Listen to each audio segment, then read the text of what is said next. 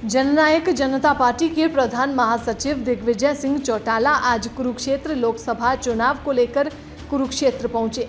दिग्विजय सिंह चौटाला ने पहले कार्यकर्ताओं की बैठक जाट धर्मशाला कुरुक्षेत्र में ली। उसके बाद दिग्विजय सिंह चौटाला पार्टी के पूर्व प्रत्याशी योगेश शर्मा के सेक्टर 3 कार्यालय पहुंचे। दिग्विजय सिंह चौटाला ने कहा कि कुरुक्षेत्र लोकसभा की मांग है कि उनको लोकल उम्मीदवार चाहिए। बाहर के उम्मीदवार आते हैं, वे जीतने के बाद दोबारा जनता के बीच नहीं जाते। इसीलिए जननायक जनता पार्टी द्वारा लोकल उम्मीदवार को मैदान में उतारा जाएगा।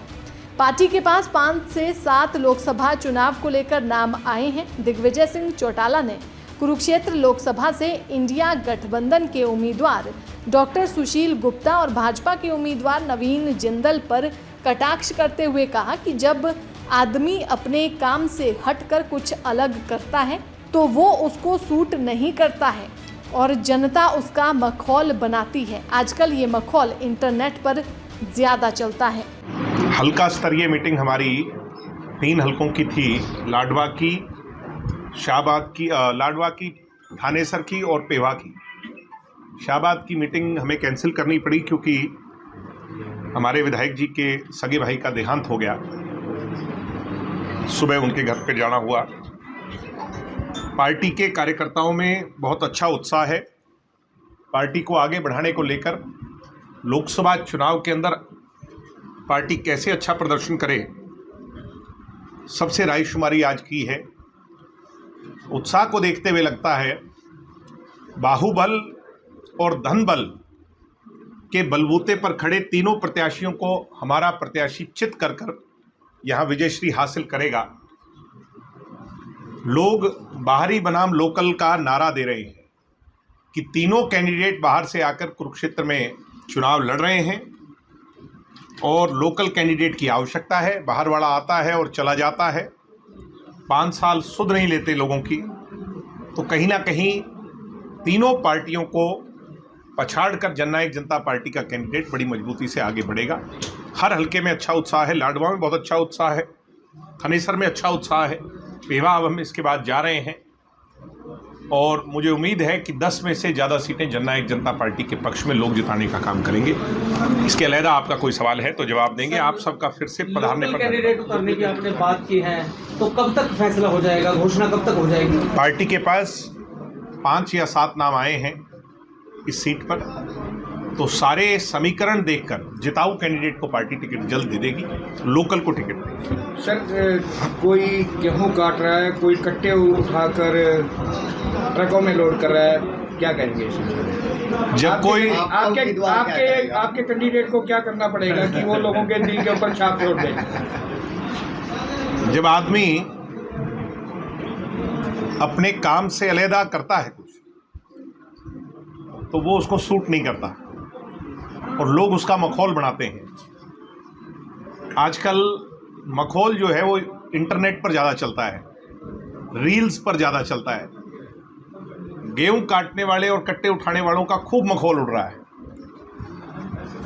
जिनने कभी कट्टा हाथ में भी नहीं लिया, किस प्रकार डगमगा करके उन सीढ़ियों पर अपने कदम बढ़ाते हुए वो आगे बढ़ रहे हैं, किस प्रकार लावणी करने का प्रयास दिखाया जा रहा है, ये इनके डीएनए से कोसों मील दूर है।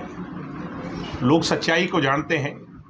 गांव देहात में बसने वाला ऐसे लोगों को करारा जवाब चुनाव में मत के ताकत से देगा। अभय सिंह चौटाला ने दावा किया है कि वे यहाँ वोट काटने नहीं आए, रांद काटने आए हैं, गुप्ता की और जिंदल की।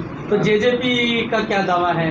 इस तरह की शब्दावली अभय सिंह चौटाला जी के मुखारबिंद से अमूमन हम सुनते हैं।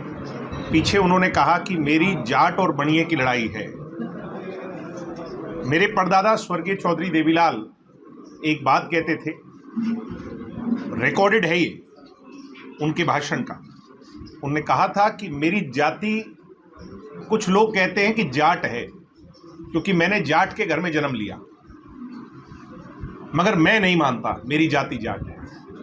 वो कहते थे कि मेरी जाति मेहनत कर्श कमेरे की जाति है। सुबह संघर्ष कर रात को अपने परिवार के पेट के गुजारा करने वाले की जाति मेरी जाति है। वो कहते थे कि मैं कमेरा हूं, मेरी लुटेरे से लड़ाई है। कितना स्तर गिर गया राजनीति का कि उनके पुत्र मेरे चाचा अभय सिंह को ये कहना पड़ा सिर्फ वोट के लिए, जो चौधरी देवीलाल कहते थे उसके बहुत विपरीत जाकर कहना पड़ा कि मैं कमेरा नहीं बल्कि जाट हूं। यानी एक बात तय है कि 36 में से 35 जातियों को उन्होंने अपना माना ही नहीं, और जिसको माना उस जाति ने उन्हें अपनाया नहीं। अभय सिंह चौटाला 50,000 मत हासिल नहीं कर पाएंगे कुरुक्षेत्र के चुनावी रण में। जमानत जब्त नहीं होगी, बल्कि जमानत की भी जमानत जब्त हो जाएगी। आज 35 जात के लोग ये कह रहे हैं कि जब ये हमें अपना मानता ही नहीं तो हम इसको वोट क्यों दें।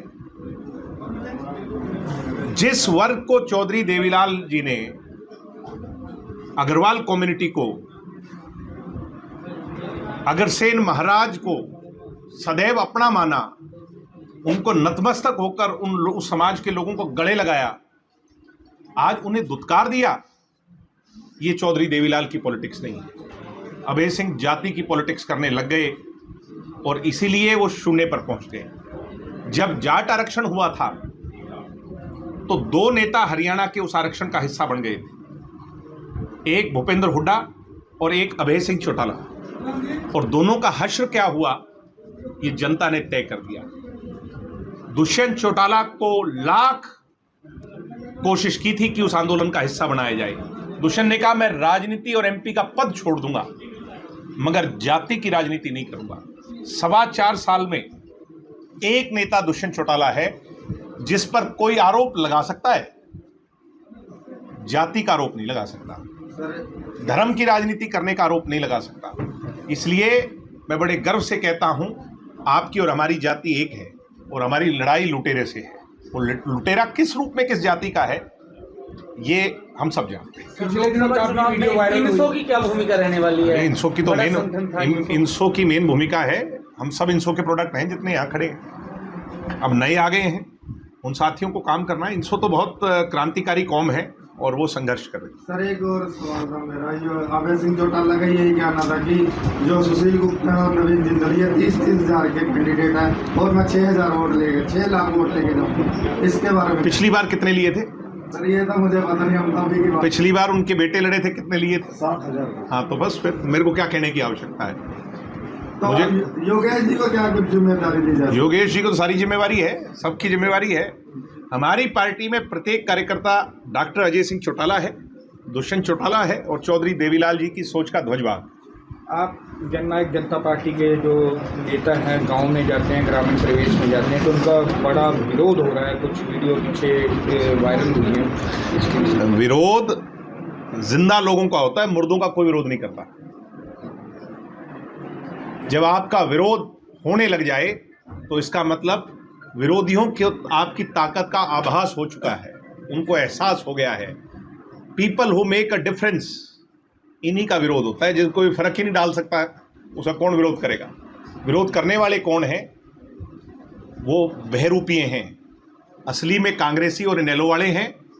अंदर से वो चोला उतारकर किसान यूनियन का झंडा हाथ में लेकर दूसरा चोला पहनकर विरोध कर रहे हैं। मैं उनसे कहता हूं वो चोला छोड़ो और अपनी पार्टी का झंडा उठा करके विरोध करो, जनता आपको सबक सिखाएगी। भूपेंद्र सिंह हुड्डा की अगर बात करें तो लोकसभा सीट के लिए उन्होंने कहा कि मैं इलेक्शन नहीं लड़ूंगा, जो मर्जी लड़ ले, क्योंकि पिछली बार 2.5 लाख वोट से हारे थे, इस बार 3.5 लाख से हारेंगे। जिसने जाति पाति की राजनीति की, चाहे भूपेंद्र हुड्डा हो, चाहे अभय चौटाला हो, चाहे कोई और हो, वो चुनाव ही नहीं जीत सकता। दीपेंद्र हुड्डा शायद पिछली बार चुनाव जीत जाते अगर जाट आरक्षण में जो रोल अदा किया भूपेंद्र हुड्डा ने वो ना किया होता। दिग्विजय जी, आप चुनाव लड़ेंगे? मैं चुनाव से कभी पीछे हटा ही नहीं। मेरी गाड़ी तो 4x4 है। जो मुश्किल से मुश्किल परिस्थिति में भी मैंने कभी चुनाव लड़ने से पीछे हमने तो मुड़ के देखा ही नहीं। पार्टी जो जिम्मेवारी देगी हम उसके लिए देंगे। सर कुरुक्षेत्र के लिए कब तक कैंडिडेट अनाउंस कर देंगे? अगले 2-3 दिन के। Thank you sir, thank you. Dainik Savera के लिए कुरुक्षेत्र से गुरदीप गुजराल की रिपोर्ट।